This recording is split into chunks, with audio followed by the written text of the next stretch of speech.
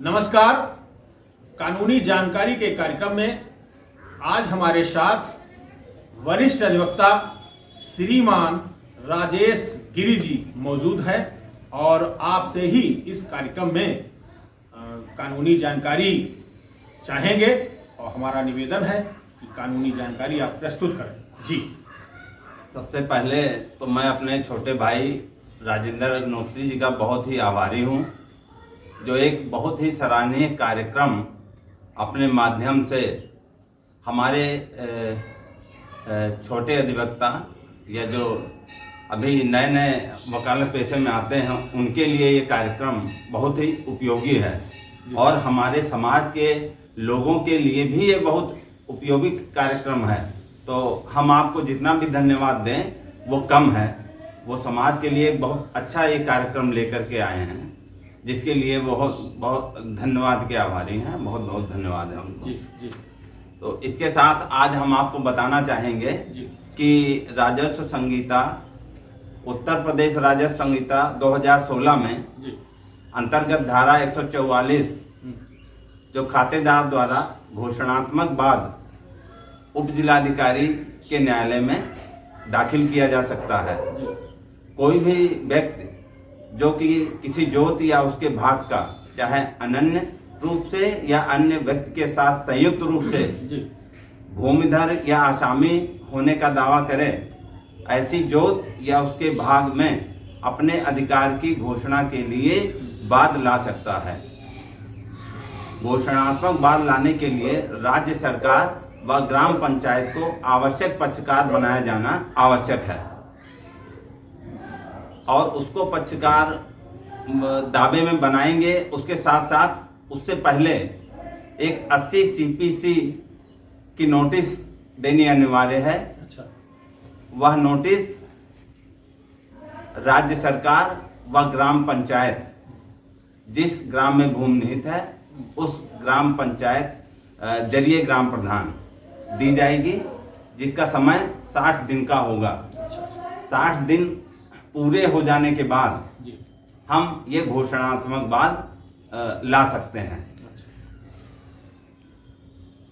ये घोषणात्मक वाद अगर अति आवश्यक हो तो इस नोटिस को देने के बाद फिर हम उप जिलाधिकारी महोदय से जो 60 दिन का टाइम है उससे उसकी माफ़ी भी ले सकते हैं। अगर अति आवश्यकता हो कि अतिशीघ्र हमें दावा दायर करना है, अतिशीघ्र हमें उसके लिए रिलीफ चाहिए है, तो हम उप जिलाधिकारी महोदय से एक प्रार्थना पत्र दे करके और उसके समर्थित एक शपथ पत्र दे करके और उसका जो टाइम है 60 दिन का, उसके लिए हम माफ़ी करके और दावा पहले भी ला सकते हैं। लेकिन वो नोटिस देनी अनिवार्य है, वो नोटिस साथ में होनी अनिवार्य है।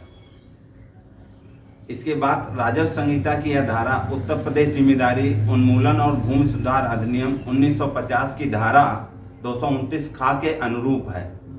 ऐसा वाद उप जिलाधिकारी न्यायालय में दायर किया जा सकता है। सिविल प्रक्रिया संहिता के प्रावधान इस संहिता के अधीन वाद एवं कार्यवाही के प्रयोज्य हैं।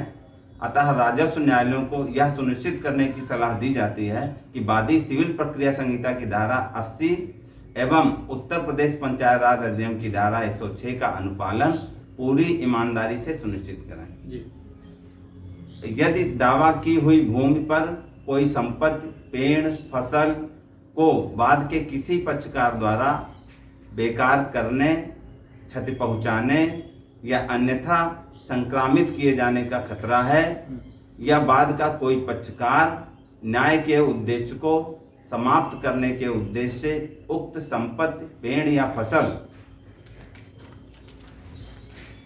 को हटाने या बेचने की धमकी देता है या इरादा रखता है तो न्यायालय अस्थायी व्यादेश दे सकता है और जहां आवश्यक हो रिसीवर की नियुक्त कर सकता है। अस्थायी व्यादेश के लिए धारा 146 के अंतर्गत आप उप जिलाधिकारी को प्रार्थना पत्र दे सकते हैं। उस संबंध में उप जिलाधिकारी दोनों पक्षों को सुनने के बाद उसके ऊपर आदेश पारित कर देंगे, जो जब तक वाद विचाराधीन रहेगा तब तक वो आदेश उसमें लागू रहेगा। तो इस तरह से धारा 144 के अंतर्गत कोई भी भूमिधर व्यक्ति अपने भूमिधर भाग में अपने हिस्से को प्राप्त कर सकता है। जी, धन्यवाद आपका बहुत बहुत। और धारा 302 यह ऐसी धारा है कि लगभग सभी लोग इसको जानते हैं। यदि किसी की हत्या हो जाए तो करने वाले के ऊपर इंडियन पेनल कोड का सेक्शन 302 लगाया जाता है और सभी इससे परिचित हैं।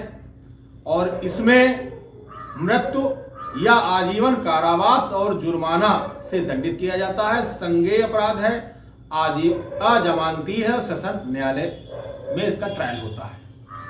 तो इसमें मैं ये बताना चाहता हूं कि जिस पर यह धारा लगती है तो उसका इंटेंशन देखा जाता है कि इसका इंटेंशन मतलब इरादा हत्या करने का पाया जाता है, तो 302 सेक्शन लगाया जाता है। और अगर उसका इंटेंशन हत्या करने का न हो, कभी कभार यह देखा गया है कि छोटी मोटी लड़ाई जैसे हो रही है और व्यक्ति वहां जाता है, देखा कि लड़ाई हो रही है और धक्का मुक्की की और थप्पड़ दो थप्पड़ मार दिए और उसी में कहीं पर उसका विपक्षी का हार्ट अटैक हो जाता है, मतलब किन्हीं कारणोंवश उसकी मृत्यु हो जाती है, तो वह हत्या की कोर्ट में न आने वाला आपराधिक मानव बल 304 सेक्शन उस पे बनता है, न कि 302, क्योंकि इसमें इंटेंशन उसका है ही नहीं, मतलब उसका इरादा नहीं था लेकिन उसकी हत्या। तो ऐसी स्थिति में आजीवन कारावास और 10 वर्ष के लिए कारावास और जुर्माना, आजीवन कारावास या 10 वर्ष का कारावास और जुर्माने से दंडित किया जाता है। संज्ञेय अपराध है, सेशन न्यायालय में इसकी सुनवाई होती है। तो हमारा कहने का यही मतलब था, अर्थ था कि 302 और 304 में क्या अंतर है। हत्याएं दोनों हैं, लेकिन 302 जो उसमें सीधा सीधा इंटेंशन होता है हत्या करने का, और 304 में इंटेंशन नहीं होता है, ना उसका इरादा नहीं होता, लेकिन हत्या हो जाती है। तो ऐसी स्थिति में जहां पर हत्या होती है वहां 302 और जहां पर इंटेंशन इरादा नहीं है वहां पर 304 का सेक्शन लगाया जाता है। बहुत बहुत धन्यवाद। इस कार्यक्रम में आप आए और भविष्य में भी इस कार्यक्रम में अगर आपकी आवश्यकता होती है तो हम अपना निवेदन आप तक पहुंचाएंगे और आशा है कि इस कार्यक्रम में आप आते रहेंगे। इस कार्यक्रम को यहीं पर विराम करते हैं। नमस्कार।